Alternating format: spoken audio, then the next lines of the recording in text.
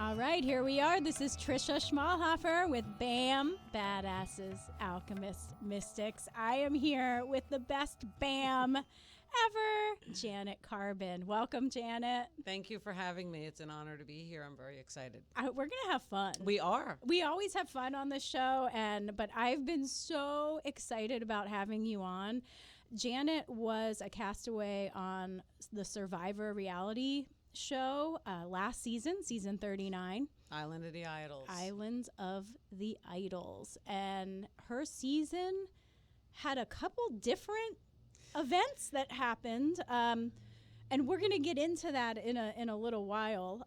Some like new interesting things happened. And season 40 is going on right now. Yes, it Winners is. at War, which is a really highly watched season. It's an amazing season that's going on right now because it's never been done before. Right. And, before I met Janet, and I met her through a mutual friend, Christy, who is actually in the studio off camera, but she was like, hey, you're doing these podcasts and you should meet my friend Janet. She's on Survivor and she's really cool and she's 60 and she's doing well and she started fire. And I was like, I want her on my podcast because something in my gut, Janet, said she's going to go far. Well, it was listening to your gut is what it is all about for me. It took me a long time, lots of years to finally believe it. It's never, ever failed me. Mm-hmm. Even when I would think that a decision's really hard, my gut always told the truth. Right. And we're going to skip around on our thing, Okay. but because we were talking before the broadcast about how I'm teaching others how to get into their intuition and trust it. Mm-hmm. And you said, well, that's how I live and that's how I play the game. Mm-hmm. And that is what I'm speaking about now to audiences. So you played the game with integrity. And I think, and Thank you. and I know in that structure of the game, there's always some deception and lying that happens because that's part of the outwit, outplay, outlast theme. That's very true. Right? But to me, you played with your heart, and now I'm seeing, as we're talking, it's with your gut. Mm-hmm. So you really felt like you... Right before, I was thinking about, prior to going on the show, how I was going to play. I had this whole scenario where I was going to go in with these false narratives about myself. Because the older woman always gets voted off first or second. Always. And that was one of my goals, was to break that glass ceiling. And I was like, how am I going to do this? So I said, I'm going to be 48 years old. I had this whole storyline. I had to change the ages of all my kids. And then the night before, I was like, you know what? I could maybe do that for about 3 days. Yep. And then I said, yeah, I just got to go be me. I just got to go be me. And I work with 150 lifeguards. And I don't have any problem mixing with them. Mm-hmm. And I just said, life has taught me, just be me. People respond when people are real. Authentic, real. And the lifeguards you are in charge of is up in New Jersey? That's correct, in Spring Lake, New Jersey. Yeah. Shout out to Spring Yay! Lake. And then you live down here in Florida. In Palm Bay. Yep. I live down here. I come down as soon as my beaches and pools close, and I'm getting ready to go back soon. But during the winter, it's not like it's downtime. I do a lot of it, the administrative, the budgeting, the hiring, Right. all the paperwork side of things. Right. And I know all the lifeguards here in Brevard. I'm going swimming with them tomorrow at 8 o'clock. Right. Yeah. She swims in the ocean all the time. She's a very active lady. And you were just saying you participated in a rescue. Was that yesterday? 2 days ago. 2 days ago on the beach here in Florida. So, yeah. You're always on duty. Always. On duty. And I'm glad it turned out well with the rescue. Yeah. And so you're a snowbird is what we call them. Yeah, but I don't know that I'm really a snowbird because I go back to work. Otherwise, I wouldn't be going back. Oh, yeah, because you're not retired. Right. Right. Snowbirds tend to be retirees. they're retired on both ends. Okay, so not quite a snowbird. A snowbird in training, maybe. Yeah. But the age range of lifeguards that you work with in New Jersey, is it a wide range? Huge range. They start at 15 in the pools you're allowed to start at, and 16 on the beach. And then I have lifeguards up through their mid-60s. I love my guys. We are a family, guys and girls. When I say guys, I'm referring to both. It's the group, yeah. It's a family. It's my beach family, and I'm extremely tied to them as if they were my blood family. Yes. I speak with my lieutenants probably 2 and 3 times. At this time, it's almost daily, all winter long, all year long. I actually am flying back Tuesday to Wednesday to do some stuff, and with them. And good. They don't leave.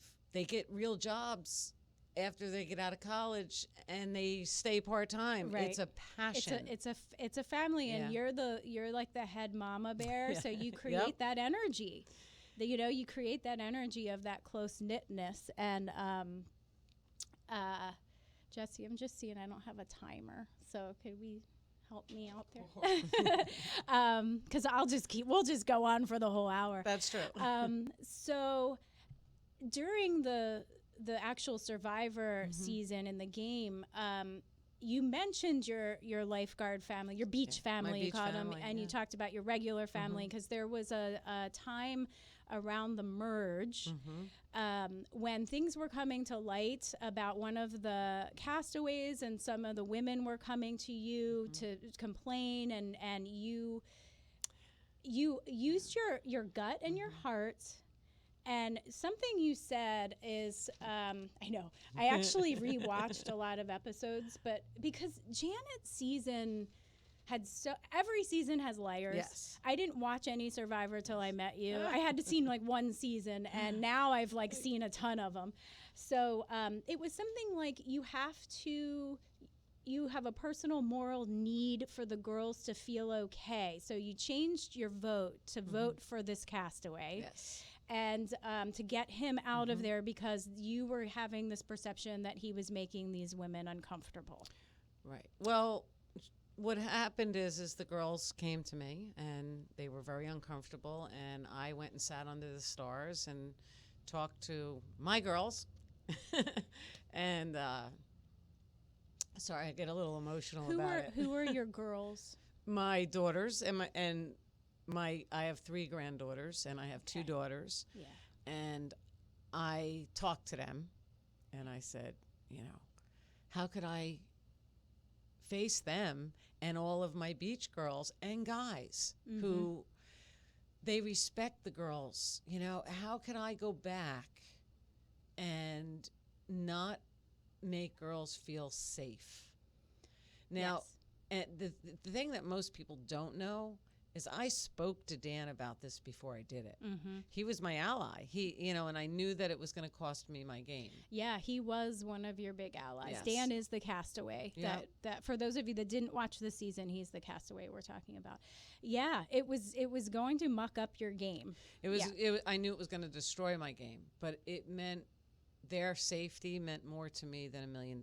Right. And being able to face my daughters and my granddaughters and my beach family was more important than I have to hold my head high. And it was a decision that I personally made for me. And that's when I say you played with integrity, that's what I'm talking about. That's my definition of integrity, is following your heart and your gut, despite that it could have cost you $1 million, which is why you're there to play. You're there to win $1 million, not to make friends and all that. But you're the kind of person that you're just gonna make this your tribe while you're there for that duration of time. The one thing I want to say though is Dan is still my friend. Whether I believed, and I need people to know, whether I believed what was happening to the girls was real or not didn't matter. Right. It was their reality. Right. And Dan is my friend currently today. And we actually realigned again in the show. Okay. Later on. Yeah. Well, and then what ended up coming out, and I don't want to spend a whole lot of time on this because this was one of the big thing that overshadowed the whole season, and a lot of really good things happened. Right. Was that it turned out that some of these girls, whether it was true or not, it was happening, they kind of played it to as a strategy. And the scene on the beach after Jamal got voted out. Wait, was it after Jack or Jamal? Not Jack. Kelly. After Kelly. Yes. That was devastating. After Kelly, and then it like hit you that you felt hated, you felt outcast, you actually slept out on the beach. Yes. And that's when I remember you saying that you were thinking about quitting the game because this, it was a really hard thing. And but that's when you talked about you're going to keep going. I couldn't quit. Yes, you couldn't quit. And the tribal with Jamal, which was the second tribal of the merge episode. Yes. You said some things there that that actually might not have been the merge. I might be getting it wrong, but I remember it was the Jamal because he got voted out. But you had said they were talking about a woman's alliance and all that, and you were saying, hey, that's actually kind of sexist that you're thinking just because we're women we're gonna Bond. Yeah. So some things that were coming up, and this was during tribal council, which never happens. Well, I don't know. Tribal can last 7 hours, and then we only see 10 minutes of it. Our tribals were 3 and 4 hours. 3 and 4 hours at a tribal council. So we see 5-10 minutes at the end of the show. 11 minutes at most. Yes. Yeah. So that's the whole other thing about the editing and all that stuff, which they do a great job. They really do. It's a lot of footage. They really do. 24/7 you're getting filmed, so they do have to pick out what's essential. So, I agree. Yeah. So some things that you said there that I just was like, this is why I love Janet and why she was a fan favorite and won $100,000. You said there are some wonderful things that happened with women. Trust me, that reflects on the men that are supportive of women, because it reflects on the men that are supportive of the women. That we can't just say, it's women empowerment, women rising, feminine rising, men, you did a lot of bad stuff. Men and women need to support each other, man or woman. And then you said, because in your experience, and this is your quote, you can't be a powerful woman without men and women backing you. I strongly believe that. Yes. And you also said, you need to earn your respect, your dignity, your position, who you are as a human being to each other. And then you said, I've lived it. I'm like, go, Janet. So do you want to say anything about that? I am currently a female chief lifeguard, and there are not many around. I know of one other in Fort Lauderdale, and she actually came from our area and swam against my daughter, so I'm kind of proud of her. Ooh. It's a man's world, and I don't ever, and I was the first woman lifeguard on the beach in my area back in the 70s, and I have always believed, I never want to get something because of my sex, or anything. I want to earn it. I want to, a very simple description of this, when I would teach phys ed and we would be playing football, the girls would go out and stand out there on the field and they'd just tap their foot and be like, they're not throwing the ball to me. Why am I playing? And I look at them and I say, I wouldn't throw you the ball either. And they're shocked. And I'm like, you got to run around. You got to earn it. You got to get free. Why do you think that you deserve to have that? And it's the same concept. You have to, I strongly believe that. And I never would have been successful in the job that I'm currently in if it wasn't for the men that I work with. And more importantly, my husband has been my best supporter. It's always nice to go home and know you have a place to land. Thanks, John, for being that. Yeah, totally. And like you said, you need people to support you to be who you are, men and women. And I have women that work on the beach for me, and they are badass awesome. Yes. And the boys support them. The boys don't say, oh, you can't do that because you're a woman. No, they're going to do it, and they're going to do it well, and I'm going to help you do it. Yeah. And that's the type of people. They're my family. Yes, they are. They're your family. So. Yeah. And so let me look at it. We should probably go to break. And And when we come back, we're going to get into, I had the privilege of watching some episodes with Janet at a local brewery. I always stumble on that word, and restaurant. And so watching the season with one of the castaways, I got a lot of insights into what was really happening. So we're going to get into that when we come back. But first, we're going to highlight Tasha Chen. She's one of our sponsors for the show, and we had her on a few episodes ago. She is such a badass alchemist mystic. She will teach you how to have a better relationship with money, because money is not evil. Money is a resource to give to charities, to get the things you want, to create the life you want. She's doing a moneyattractionchallenge.com.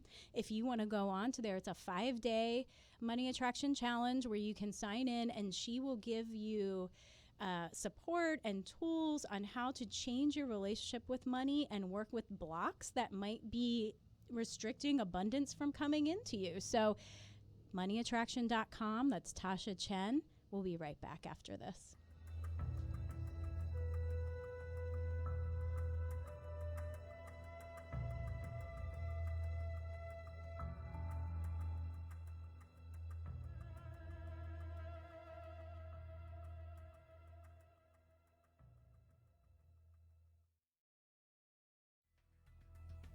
Hey there, this is Jesse Hall, and I want to remind you to tune into Business Elite Brevard Edition. And what we do on Business Elite Brevard Edition is bring to you some of the biggest movers and shakers on the Space Coast. These could be industry leaders, tech innovators, and social influencers.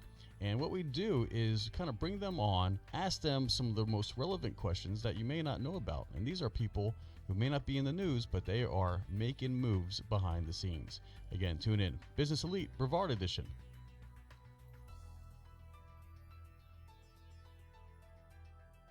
You're listening to Space Coast Podcast, home of the greatest podcasts on the Space Coast. If you're interested in becoming a sponsor or having your own show, email us at spacecoastpodcast@hotmail.com. Space Coast Podcast. Talk hard!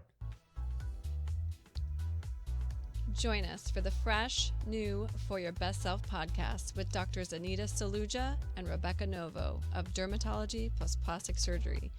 We will reveal the facts about techniques, trends, products, and procedures to be your best self.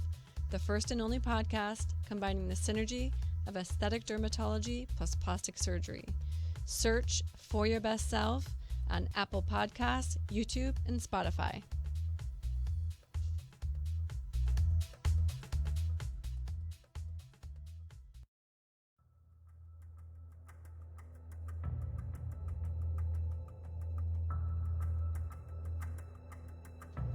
We're back. Janet Carbin is here in the studio. Bam, badasses, alchemists, and mystics. I'm having such a good time. Me too. Because I'm like a Survivor fan now. Because of Janet's season and Janet herself, I am now a Survivor fan.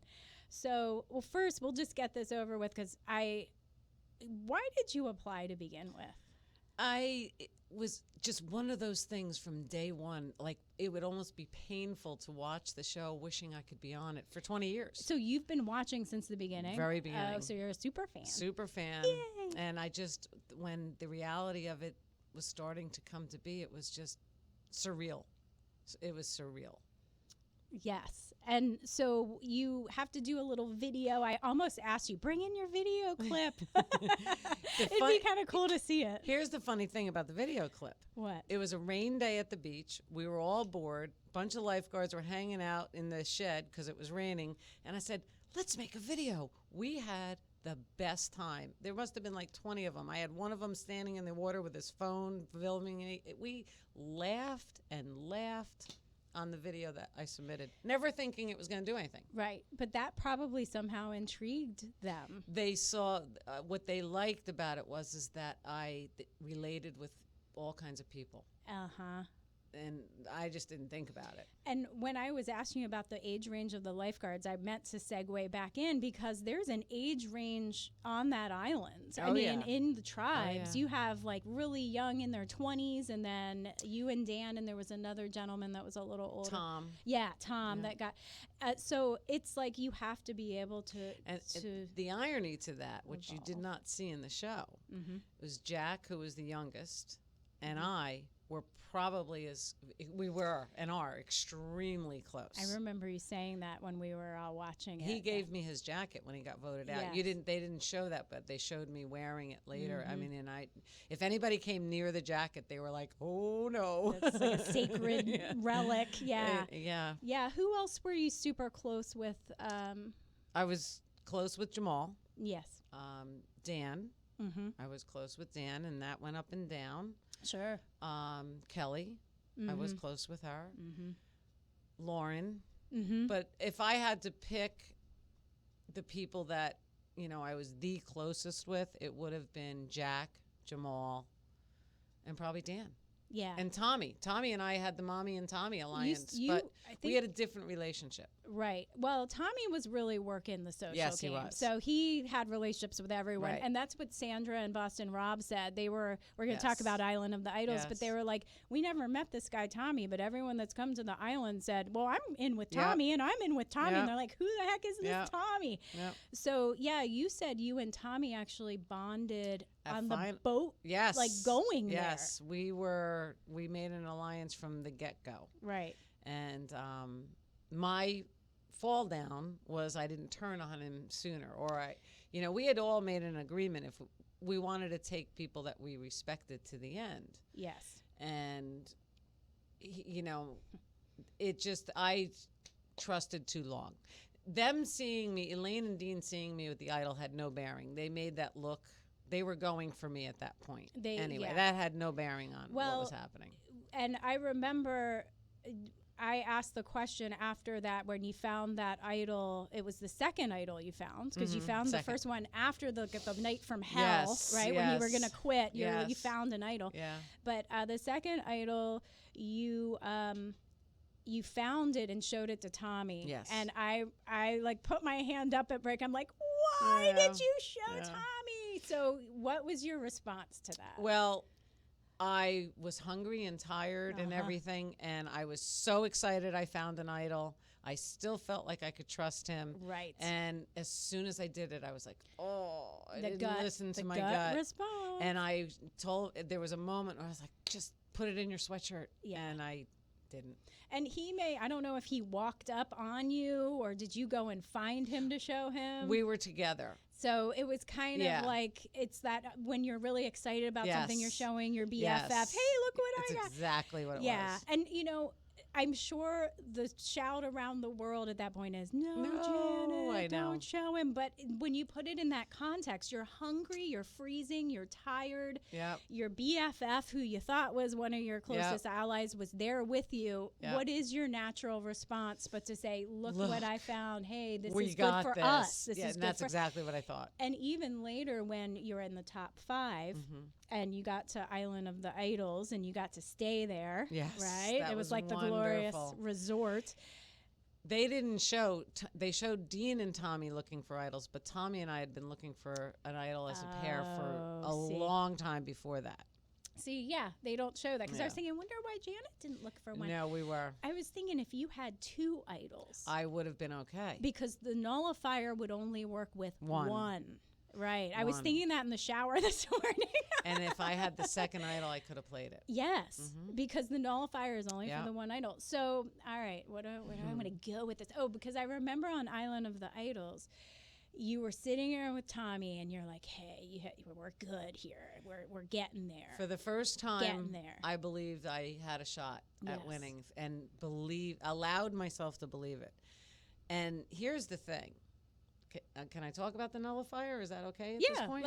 Let's lead into that. Well, let's explain for those how this nullifier came in.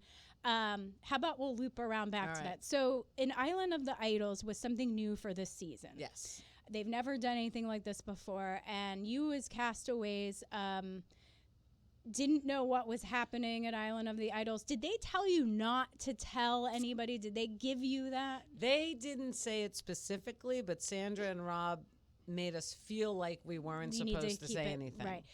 Did people uphold that in general? For the most part, yes. When Okay. I went there, I had no idea what to expect. Okay. And you did get to go and meet Sandra and Boston Rob, because Yep. what it ended up being was, here's two seasoned players that won that were like giving you lessons. Mm-hmm. And you could opt to win either an idol or a advantage, or in Jamal's case, it was like a fake advantage. Yes. That kind of came into, it was It kind of in the totally play, right? came into play. And Janet went, but her option was kind of like, just like, hey, it's like kind of like throwing a coin, and she could have lost a vote and done all this others. And even the thing you were winning wasn't that it wasn't great. worth it. You were It just, wasn't you worth could it. leave tribal council or Which something. would have been like pointed bullseye on my back. Yeah, and that's what you said. And Rob like Yeah. smiled, and I wish Yeah. Rob would have been like, "Hey, that was the right decision. Here's an idol." He said it later. "Did he?" Yeah, but then I'm They the shoulda only gave one. They you didn't some- give me anything. They should have gave you. I didn't even get food. See, I know other people got I like full know. course meals. I know. So anywho, when Dean went, he had a similar thing and went for it and picked the idol nullifier.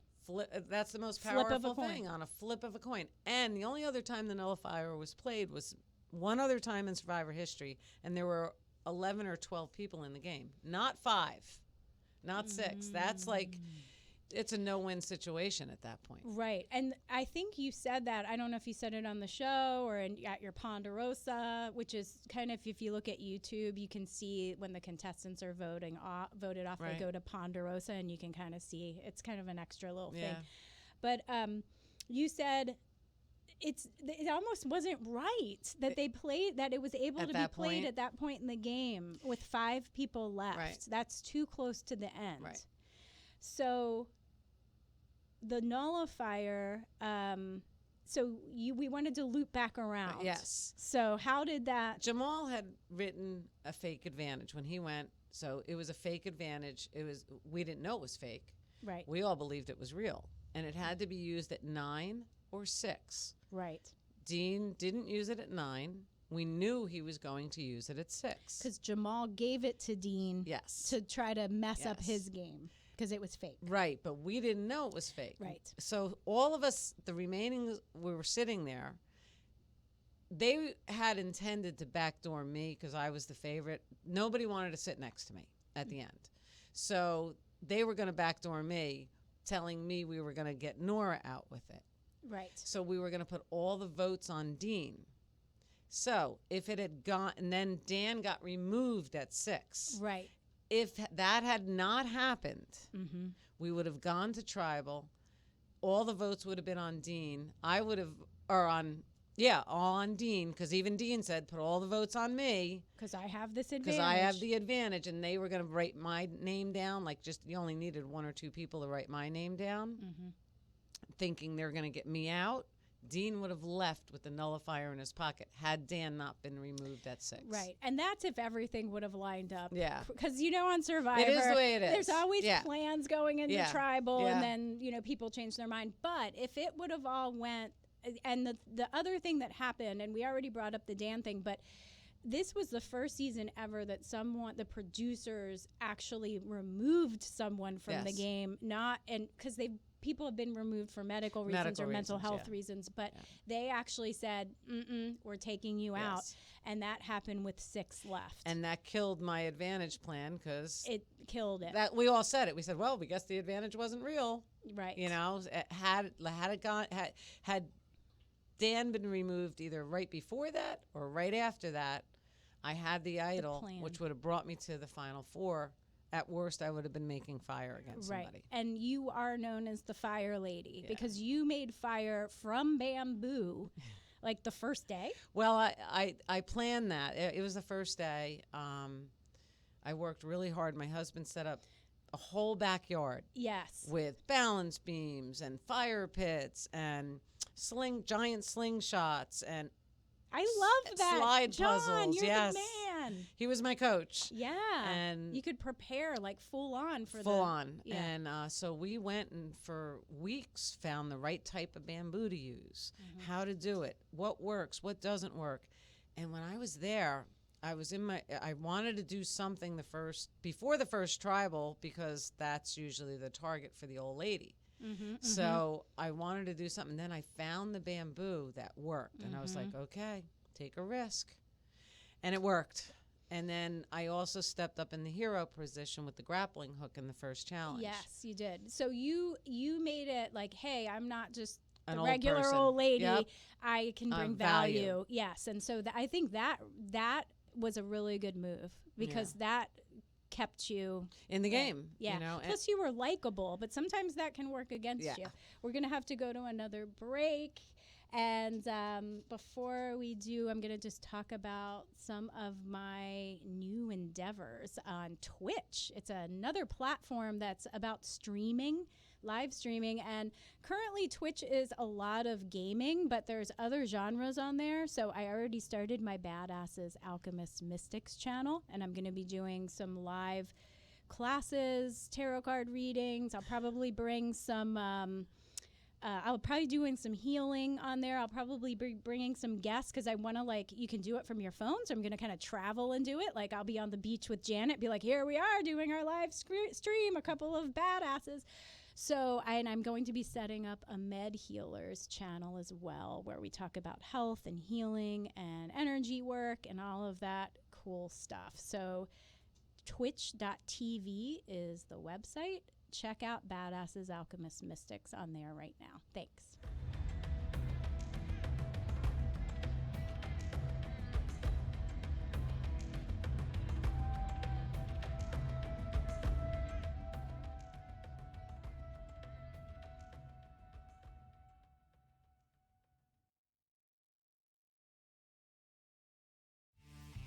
Hey, it's Vinny with the Vinny Marino Podcast Show. I want you to join me Wednesday evenings as we tackle all the crazy headlines and uncover what's missing. Also, we will have exciting guests from our community who have seen it all and not afraid to spill the beans about it. And finally, we can't forget about Vinny's top rants and raves about traffic, restaurants, and events.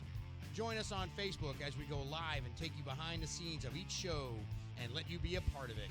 It's the Vinny Marino Podcast Show, raw, unedited talk all the time, straight to your dome. Live from the Space Coast Podcast Studios.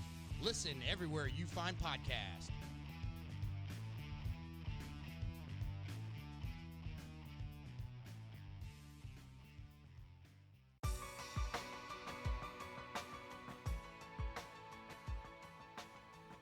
Are you in the market for a new home? Perhaps you need to sell your old home and downsize or relocate. Hey there, my name is Jesse Hall with eXp Realty, and I offer professional real estate services right here on the Space Coast. Give me a call, 321-877-8737 for all of your real estate needs. Again, 321-877-8737 for all of your real estate needs. Buy, sell, invest with the best. Find out more at 321-buysellinvest.com.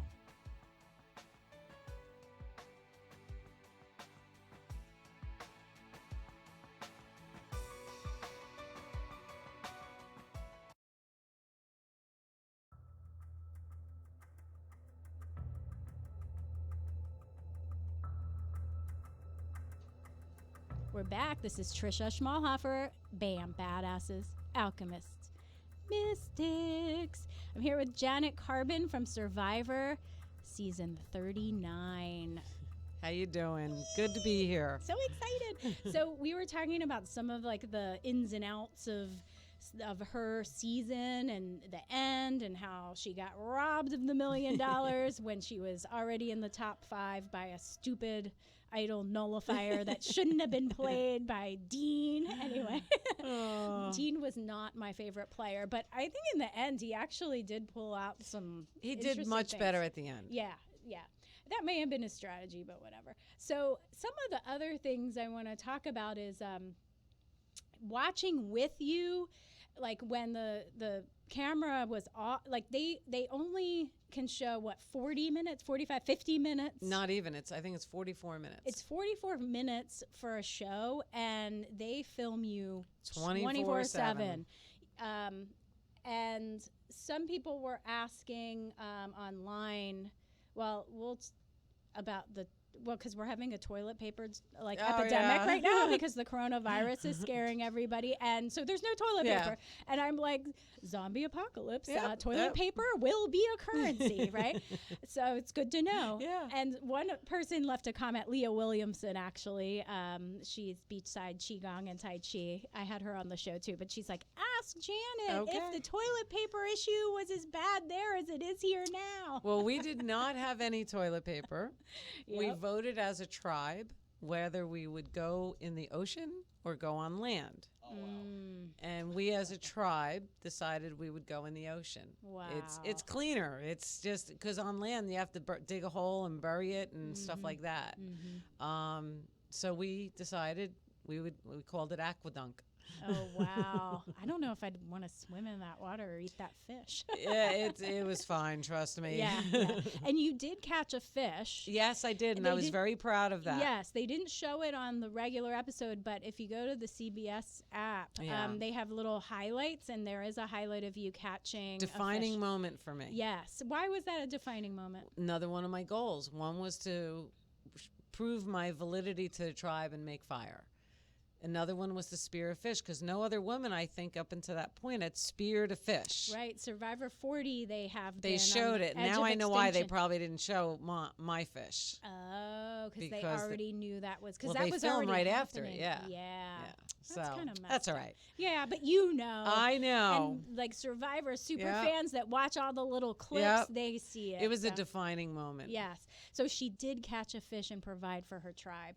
Because that can't be easy. No. Spearing a fish. No, I caught 3 of them that day. And three? Yeah. Not even just one. Yeah. Woo, you're a badass. So, all right. And then some of the other things, like by the merge, you hadn't eaten anything but rice. You didn't win any reward challenge with the Lyra tribe, right? We did not. Yeah. I out of everybody on the show, I got the fewest rewards. So you, by mid-game pretty much, you only had white rice.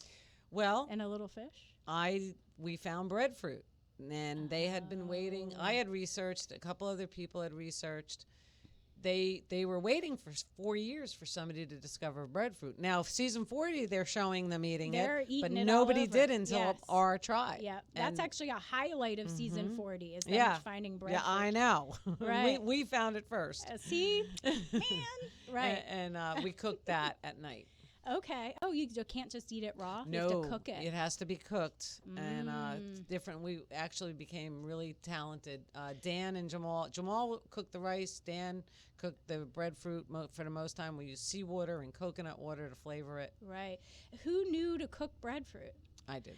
Look at you, badass. So you not only fed your tribe by finding fish, but you knew that piece of information. The locals would throw it in the fire, just the way it was, and that was the first way we cooked it, and then it became more developed. Oh, after that's that. just, see, that I didn't know this. Yeah. So, we talked about, like, because in Fiji is where this one took place, and I think I heard somewhere they're going to take place there for a while. They have, like, a contract with Fiji now.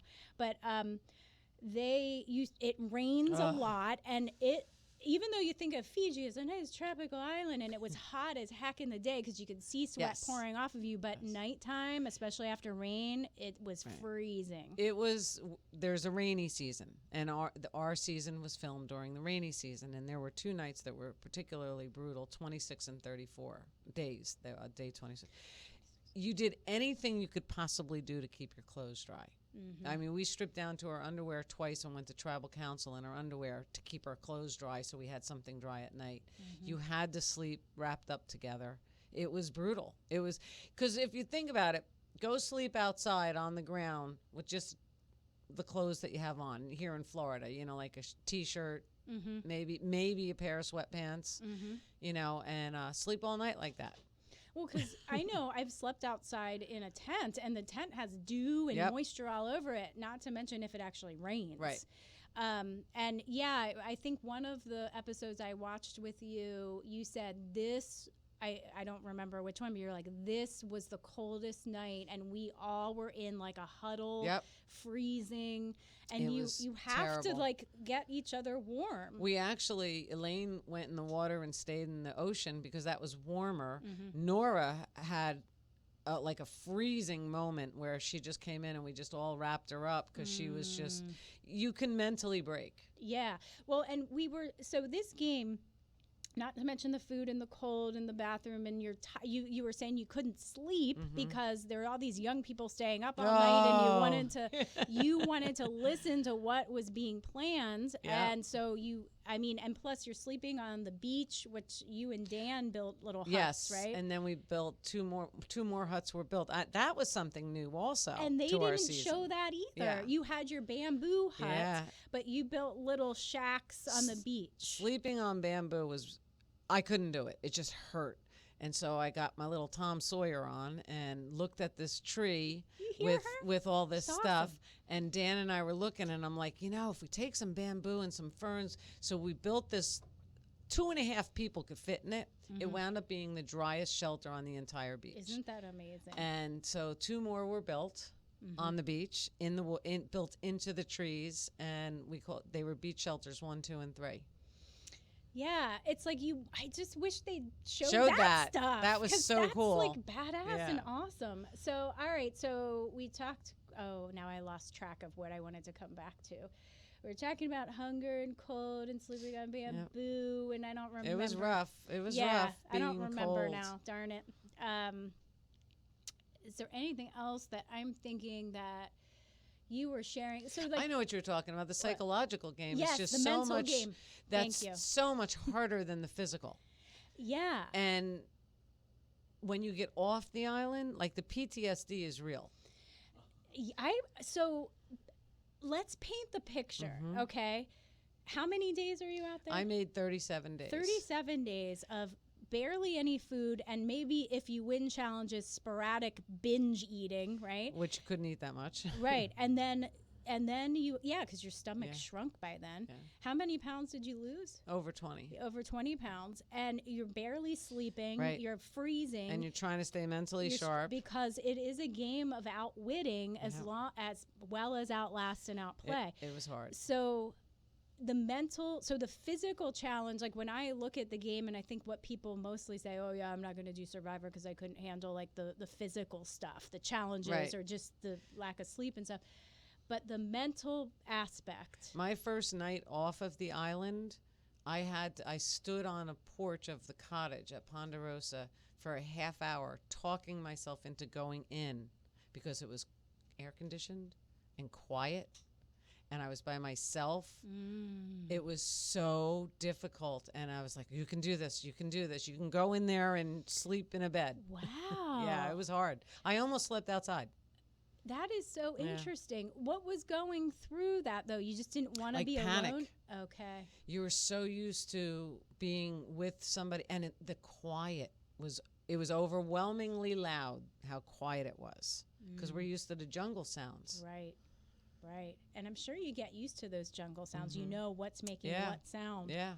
Yeah. And so the mental game. That's brutal. Well, and we talked a little bit about the spiritual game, right? Because that is a factor. Yes. It's like some people go in there to deceive and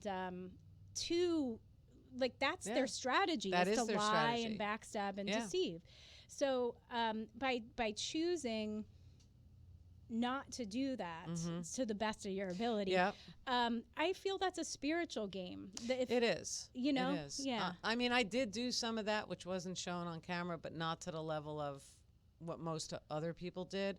And I feel great that people look at me as this honorable player, but I can lie if I need to. I just didn't see the need at certain points. Right. And, it's true with gameplay in general.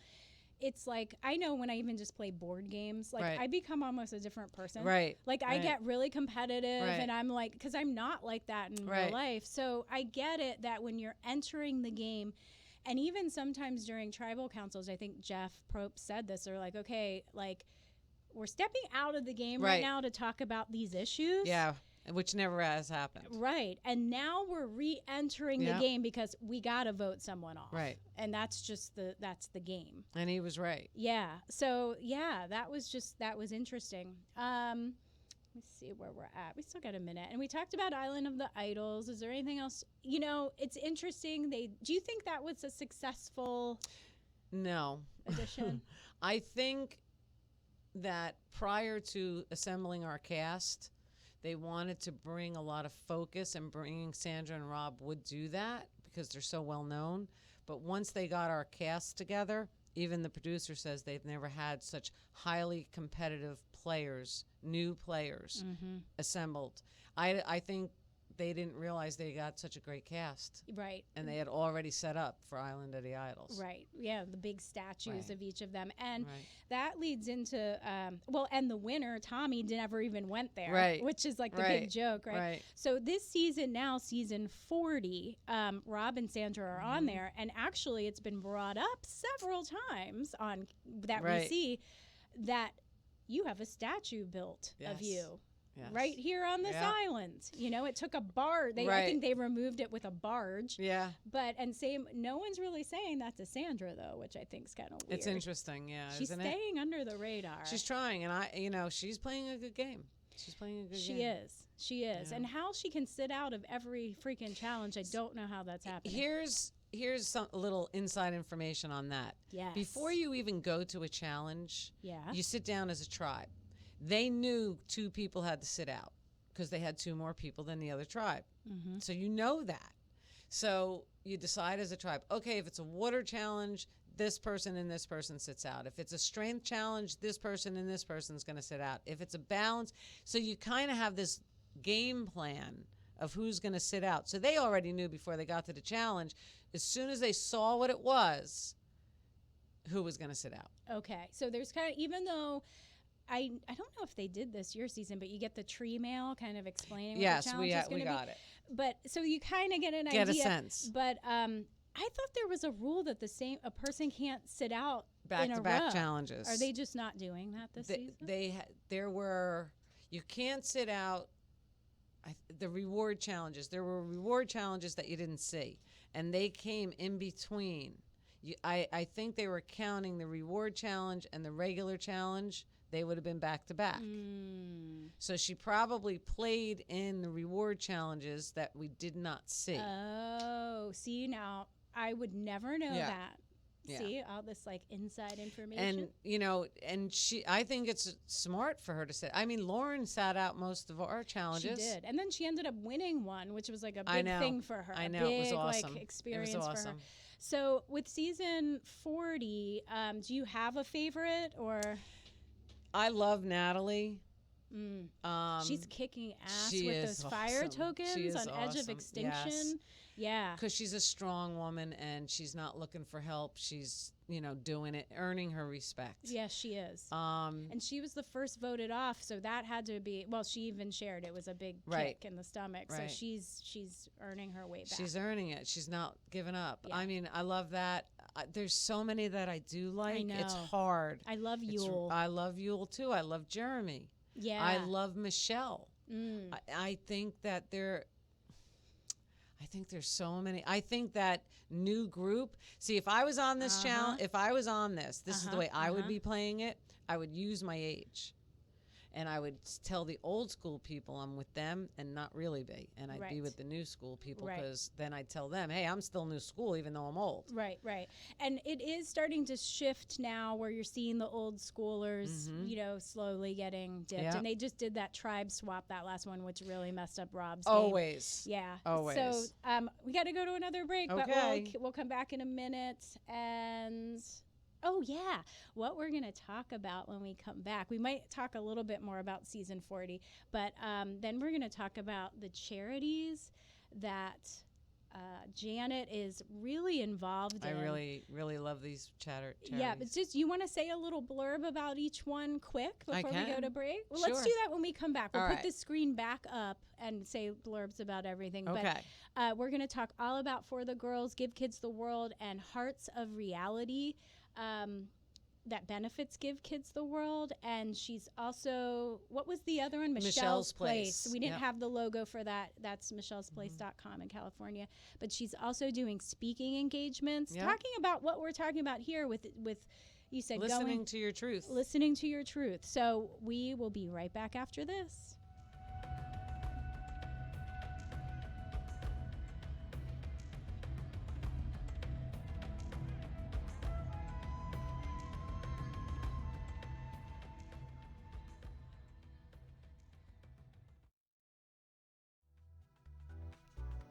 Hey guys, I'm Steve Vitani, Brevard resident and realtor with RE/MAX Elite. I'm excited to announce my new very own podcast show, Steve Talks 321. We are on Facebook Live every Tuesday at 7 p.m. Eastern Time, talking about the most current real estate trends, hot topics, as well as anything along the Space Coast in Brevard County. I'm excited to share all of the latest happenings throughout Brevard County and also to hear from you. Please like this page, Steve Talks 321, and share this page and podcast with your friends. Thanks a lot. I hope to hear from you guys soon.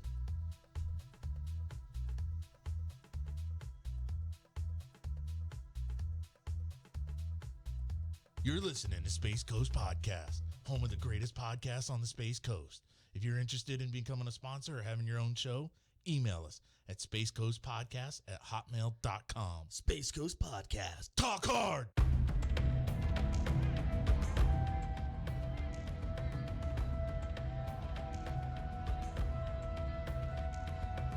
Okay, we're back. This is Trisha Schmalhofer, BAM, Badasses, Alchemist Mystics, here with Janet Carbin. And I'm going to be tempted to go like way over time, so I really got to watch it. Because Janet is so easy to talk to. And this is just fun. We're just like shooting the shit, like it's in awesome. the living room, you know? So anything else about Survivor 40 that we wanted to talk about? We were just kind of talking about the fire tokens, that this Right. is a whole new thing, currency. The whole dynamics are going to change from this. No one really knows in the game right now What they mean. except for Natalie. She's Yeah. like the one that's really privy to Yeah. really how powerful they are. But yeah, we're not really sure how that's going to come to play. And I was joking, the fire tokens of Survivor is like rolls of toilet paper in real life right now. They're very valuable. So yeah, so that's gonna It's add really to the mix. going to add new dimensions to the game. Yeah. Another thing to look for that I saw in an interview with Jeff Probst before the season is where the little voting room. Yes, They created it away from everything. it is a way. So they can't hear anything, but he said, and you never know, we might put stuff in here for castaways to see. Oh, that's something new He- even to me. I heard Yeah. him casually say that, so Interesting. yeah, so They might get fire tokens in there. who knows? So I haven't noticed any castaways looking around, but you just Because you never know. don't. When you go into the voting thing, it's very dark. You just have the scroll, and you're so emotional walking in there and writing somebody's Oh name God, down. I'm sure. I'm sure So, it's just so yeah. it's so hard. Yeah. All right, so let's talk about what you're doing now. So do you feel that being on Survivor has just lit a fire, literally? I have like Janet's little signed fire photo here with thanks for your support, Trish. It's on my refrigerator at home. But has it lit a fire for you to do more out in the world? It's been a real surprise to me what I never thought about post Survivor. Never thought what would happen. And I am very blessed to be able to work with some charities, and I've started a motivational speaking. Jamal and I are doing it together. Oh, I didn't know you and Jamal. Yeah. Oh, how Yeah. cool. And our website is mamaj.net, and it talks about what we're trying to do and listening to your truth, and it gives you information how to contact me. And our goal, I've done some things with some adults and some professional groups locally in the area. Mm-hmm. And our goal is to go into the schools. And we'd like to middle school and on up.